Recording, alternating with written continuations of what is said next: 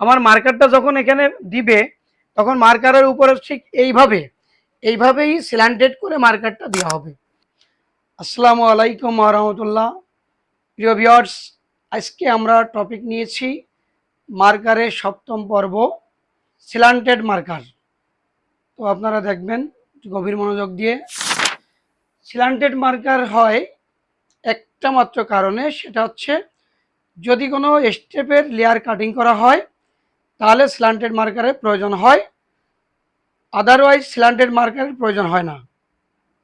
তাহলে তদনুযায়ী আমরা এখানে ড্রয়িং করেছি একটি মার্কার। মূলত মার্কারটা হচ্ছে একটা পেপারের উপরে ড্রয়িং করা হয়। এখন কেন স্ল্যান্টেড মার্কার হবে? যদি আমি স্টেপের কাটি তাহলে যদি স্টেপ সোজা হয় তাহলে স্ল্যান্টেড মার্কারের কোনো প্রয়োজন হয় না, তাহলে সোজা মার্কার দিয়ে কাটলে হয়ে যায়।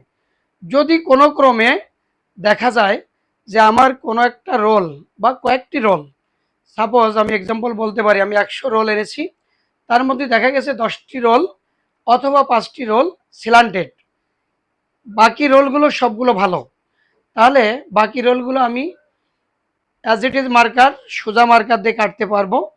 এখন যে 5টা অথবা 10টা রোল স্টেপ স্ল্যান্টেড, তাহলে আমি এই ফেব্রিক কি করব? এই ফেব্রিক আমি বাদ দিব?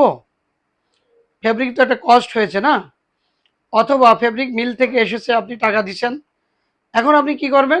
আপনি ফেব্রিক মিলকে মেল দিয়ে জানালেন যে আমার 100 রোলের ভিতরে 5টি রোল অথবা 10টি রোল স্ল্যান্টেড।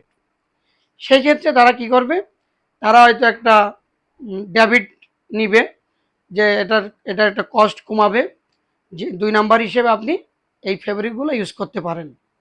2 নাম্বার হিসেবে যখন আপনি ইউজ করবেন তখন অবশ্যই ফেব্রিকের একটা কস্ট তারা ওখান থেকে কেটে নিবে, অর্থাৎ আপনার থেকে দামটা কম নিবে।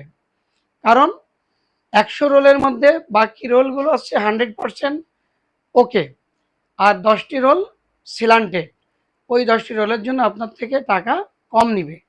এখন টাকা কম নিবে, তাহলে আপনি কিভাবে রোলটাকে সেভ করবেন? সেই ক্ষেত্রে আপনি এখানে 45 ডিগ্রি স্ল্যান্টেড হতে পারে, 90 ডিগ্রি স্ল্যান্টেড হতে পারে, যতটুক হতে পারে, যতটুক হোক না কেন, তদ অনুযায়ী আপনার এখানে স্ল্যান্টেড মার্কার তৈরি করা সম্ভব ফেব্রিকটা সেভ করার জন্য, যাতে পুরা রোলগুলো আমার 10টি রোল যাতে বাদ না যায়। এখন স্টেপ স্ল্যান্টেড, কিন্তু গার্মেন্ট যখন আপনি তৈরি করবেন তখন কিন্তু আপনি স্ল্যান্টেড তৈরি করতে পারবেন না। সেই ক্ষেত্রে ম্যানেজমেন্ট ডিসিশন নেওয়া হয় স্ল্যান্টেড মার্কারের, সাধারণত 45 ডিগ্রি বা 60 ডিগ্রি স্ল্যান্টেড দিয়ে মার্কার তৈরি করা হয়। তো দেখেন এখানে আমি একটা মার্কার নিয়েছি সোজা, বাট আমার স্টেপ, ফেব্রিকের যে স্টেপ সেটা আমি ড্রয়িং করেছি এখানে। এটা দেখবেন ভালো করে, একটু খেয়াল করে দেখেন, এগুলো কিন্তু স্ল্যান্টেড, এগুলো আমার একটু হেলে গেছে এদিকে, এটা স্ল্যান্টেড। তো এইটা হচ্ছে, এই যে ড্রয়িং করেছি স্টেপ দিয়ে, এটা হচ্ছে ফেব্রিক, আর ফেব্রিকের উপরে মার্কার দিয়ে কাটিং করা, মার্কারের উপরে ড্রয়িং করেছি আমি পার্ট, মার্কারের উপরে ড্রয়িং করেছি আমি পার্ট। এই যে একটা একটা ফ্রন্ট পার্ট, একটা ব্যাক পার্ট, এটা কিন্তু আমি একটু অ্যাঙ্গেল করে ড্রয়িং করেছি। কি জন্য? আমার মার্কারটা যখন এখানে দিবে তখন মার্কারের উপরে ঠিক এইভাবেই স্ল্যান্টেড করে মার্কারটা দেওয়া হবে। তাহলে দেখা যাবে যে অ্যাটলিস্ট আমার 80% ফেব্রিক সেভ হয়ে যাবে।